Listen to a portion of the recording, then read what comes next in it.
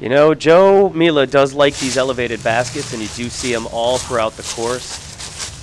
You wouldn't think they'd come into play too much, but when you're 25, 30 feet away, you still have to worry about whether you should lay up or not, because if you miss an elevated basket, you've got another 2 putts back at it. It can be very frustrating.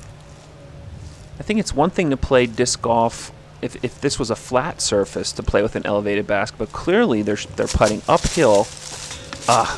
And that's where that elevated basket comes into play. He hit the front of the basket, and he did not compensate properly to get it over the lip and get it into the chains. Joey, nice wide stance here, just looking to usually makes this putt. He has the same problem. You can tell he's not happy about that. Well, his release point was really close to his body there, Todd, and I think he had a little problem. If he extended a little bit further, he would have gotten that disc up over the basket and into the chains, but he really had that release point close to his body. Tony's not too far away. Here's another nice little easy straight loft in putt. Nice smooth motion, real nice. Looks like they're going to be taking Tony's score on this one, as Joey apologizes to him. Another easy in. All right, so they finish up this hole. And they're off to hole number 4. Off to hole number 4. Still tied, 78 apiece. Both of them took pars on that. That's not a bad way to go. It's a good battle here between the Super Bros and the Bird Beaters. Now we're on 4. It's a par 3. It's only 174 feet. But if you look at the different colored pin placements there, you see that's with their different tee offs. And there's a whole lot of trees between you and the pin, no matter how you look at it. See if Tony, he's going to have to go out and around.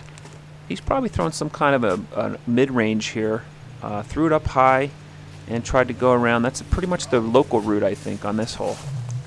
Now, Joey being a lefty, people will tell you that this hole's easier for the lefties, but it sure isn't. You got to get it a lot farther out, and you have a much more narrow fairway to start out. Yeah, see, Joe goes basically straight through the center. Manages to pull it off. Just a little too far, maybe? It's hard to tell. Here's Nate. He's got his putter out, looks like.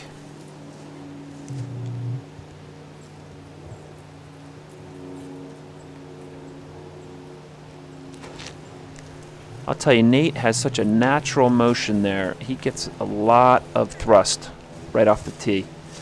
And Steve's going to take the same approach.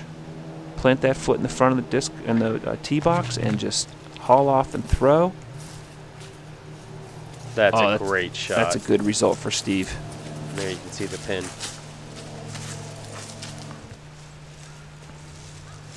Now, Nathan's shot looks clear, but he still has to get around a couple of these trees, and there's a big one right in front of the basket from in his way.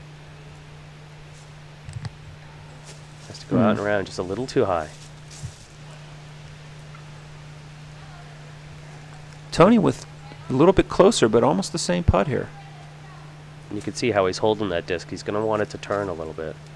Oh, he catches the lip of the basket again. 2 holes in a row. Did that thing just dive as it got close to the basket? I mean, that went right towards the rim there. There's Joey.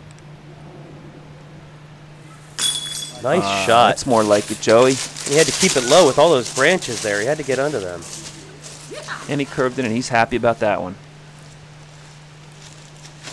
Steve with that good drive. We'll see if he can capitalize on that good drive right here with this putt. Nice job. That's the way to do it. None of them seem to be phased. It doesn't. If they got a great shot, if they had a bad shot, they just seem to be keep smiling and keep playing. Well, isn't that what doubles is all about? Sure is. See how Nathan does. He's got some distance to cover, Grant, as well. Just rifles it in. So no damage done on that hole.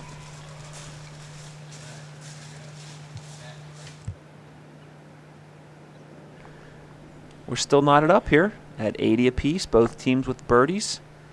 And we're going to move on now to hole 19. We're skipping on to hole 19. This is a fairly straight shot. It's a par 3. It's 211 feet. Basket's a little off to the right. Now, they're changing the format here. Now we're switching to a format of best disc. Both teammates throw. They decide between the two who has the best shot, and they both throw from that spot as well. I think this is more like what people have in mind. You know, when they talk about doubles, this is traditionally what we do. We do better shot. And I know in ball golf, too. Usually They call it a scramble, They yeah. call it a scramble. Everybody goes to the same spot and plays from there. But it's nice to see all the different varieties that you can do with doubles play. Joe's disc rolling a little bit there to get closer to the pin. This is another one that's not real far, so there's no run-up.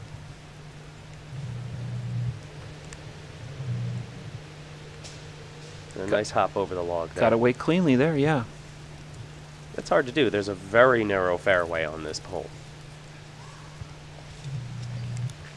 Steve took the run-up. Now that usually takes away from accuracy a little bit, and you can see that he did fade away into the left there. Faded to the left a little on him. Now, Tony doesn't have too far shot, nothing in his way, but it still could be nerve-wracking just this distance here. Well, with better shot too, you want to have the first person putting make the putt. Yep.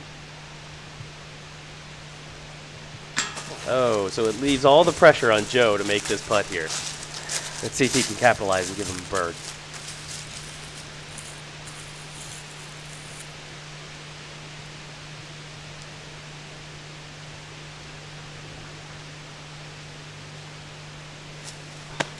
Oh, just throws that did it not away. look good coming out of his hand. See the frustration on his face. I'm surprised to see Joey. It was a little bit herky-jerky there, and again, his release point was really close to his body.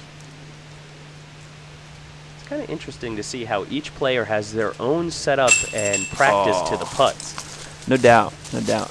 Nate had a great height on that putt, but hit the too right much side of power. the chains. Yeah, a lot of power there, but hit the right side of the chains. Usually we don't see too many discs pop out from the right side. Usually it happens on the left side.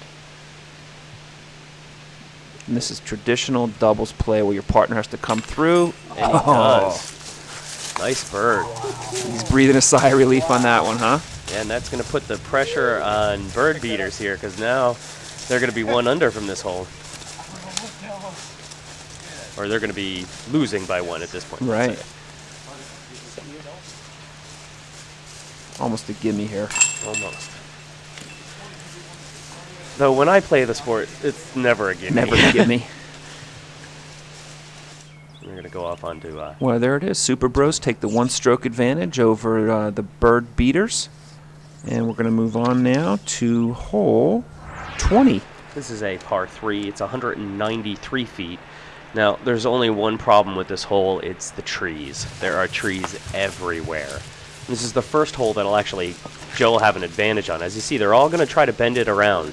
The basket is off here to the right, and he's actually not too far from it, but the only lane to it is along the left-hand side, so they're all going to throw Anheuser except for Joe. You can see Nathan pretty much used the disc to get around, and here is Steve using the technique to make it go right, elevating his release point, tilting the disc more. So there's a couple ways to get your disc to turn right. Yeah, it looks like Tony's going to use a little boat there. Yep, loosen technique, but That's a decent shot. amazing. Now, Joe's just going to throw something nice in hyzer here. Yeah, this hole's built for him.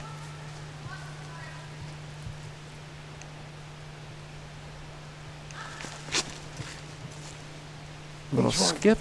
Ace run. Oh, he wanted the ace.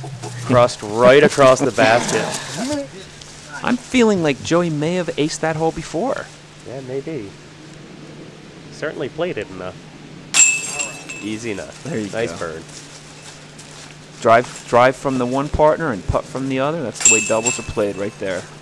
They both get their two. Both teams get their twos on that hole. And that leaves Super Bros still with the one-stroke advantage over the bird beaters. Now we're going to go on to hole 21 here. This is a par 4, 408 feet. This is a decent uphill shot that bends to the left. So there's going to be a few righties here that are going to enjoy this. Joey's going to have a little bit harder of a time for it. You know, the uphill part of it is pretty open, but it gets real narrow right about there. Yeah. And that one tree, it doesn't look like much, but that one tree is really diabolical on some of these throws here. Steve takes the wide route in. And there it's still, oh, that's a nice shot. What a great shot.